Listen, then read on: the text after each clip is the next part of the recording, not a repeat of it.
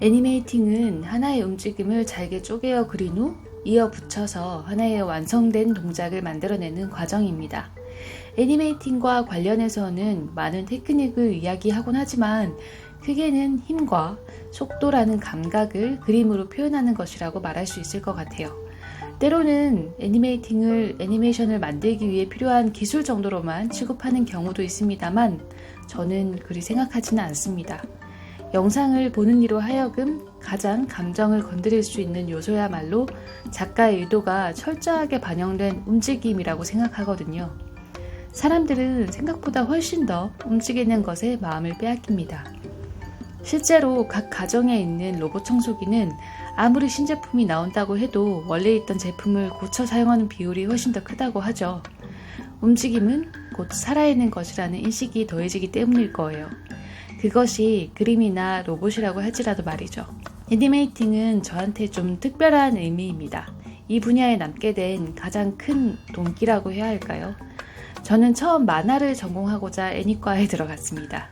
그때는 그곳에서 만화와 애니메이션을 둘 다 배울 수 있다고 생각했거든요. 그런데 애니메이션과에서는 오로지 애니메이션만 배울 수 있더라고요. 초반에는 학교를 관둬야 하나 고민까지 했었는데 그 와중에 배우게 된 애니메이팅에 매료되어 버렸습니다. 내가 그린 그림이 움직이다니 마치 살아있는 것 같다. 이런 느낌 때문에 저는 그렇게 애니과에 남게 되었고 지금도 이 자리에 머물고 있습니다. 너무 소중했던 당신 속 동자와 토끼라는 캐릭터 중 동자는 보다 제가 원하는 게임판 위 말처럼 분명한 목적대로 움직이는 경우가 대부분이었어요. 이리로 가고 저기에 물건을 옮기고 이런 식이었죠. 반면 토끼들은 보다 자유의지를 가진 개체로 화면 안에서 움직입니다.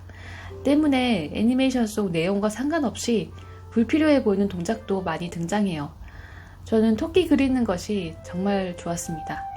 마치 살과 가죽만 있는 것 같은 나풀대는 큰 귀와 빵실한 엉덩이, 그리고 엉덩이에 붙어있는 동그란 꼬리, 그런 말랑한 토끼의 촉감이 느껴지도록 동작을 만드는데 많은 시간을 할애했습니다. 그것만 봐도 제가 얼마나 애니메이션 내용과는 상관없이 이 캐릭터를 사랑으로 그렸는지 알 수가 있죠. 제가 가장 좋아하는 장면은 토끼가 자신의 귀를 머리카락처럼 쓸어내리는 장면이었어요. 세수하는 장면도 좋아합니다.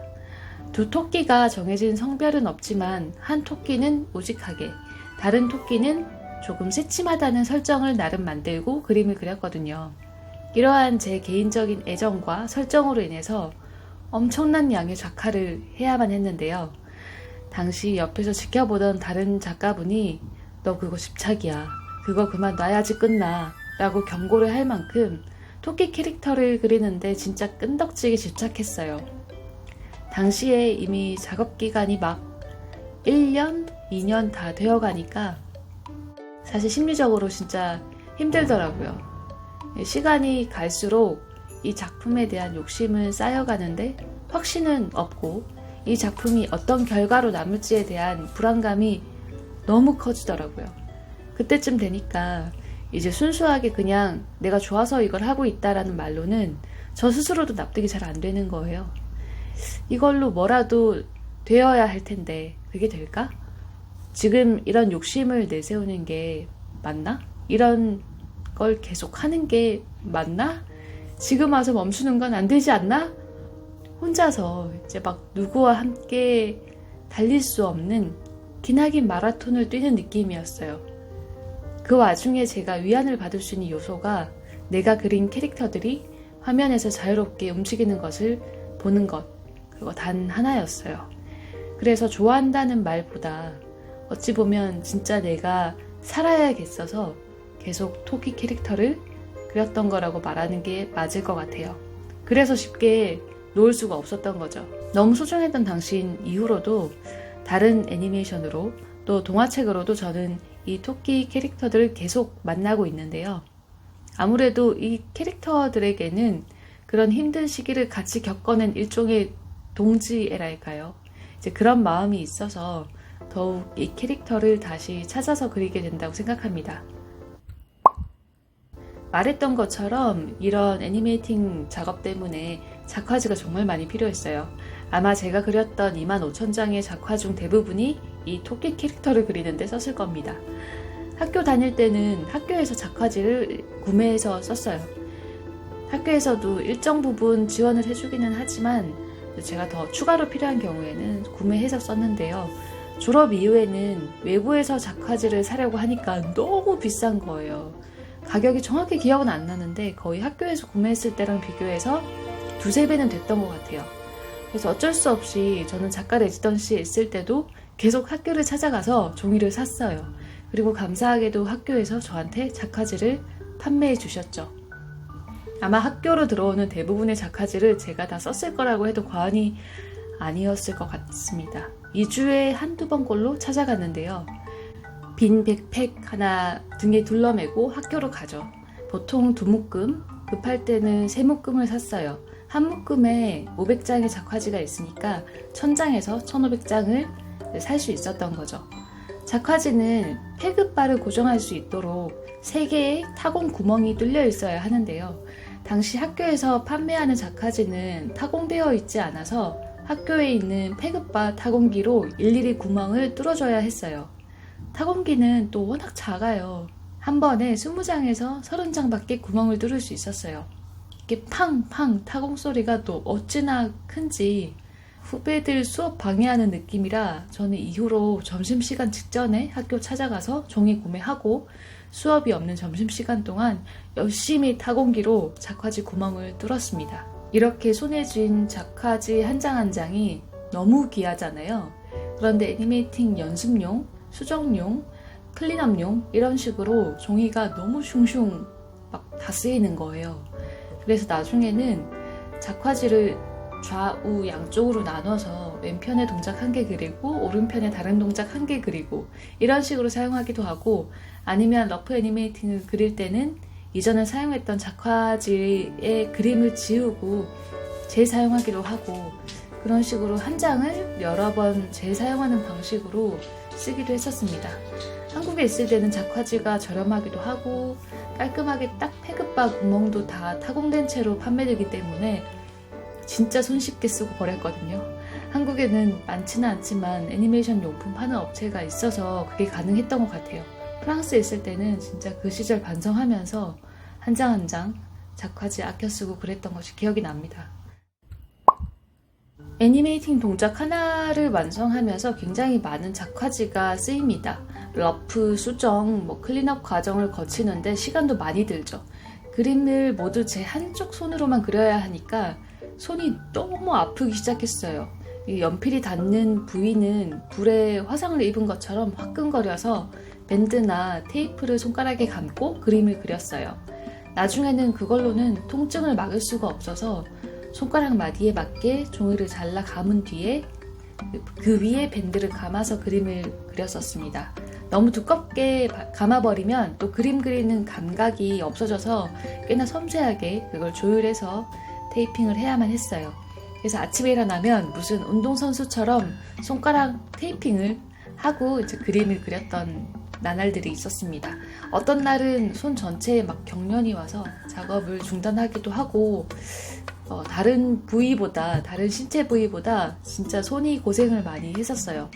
점점 피로도가 쌓이다 보니까 애니메이팅 작업 후반부에는 초반 작업부에 비해서 완성도가 떨어지는 부분도 생기기도 했어요.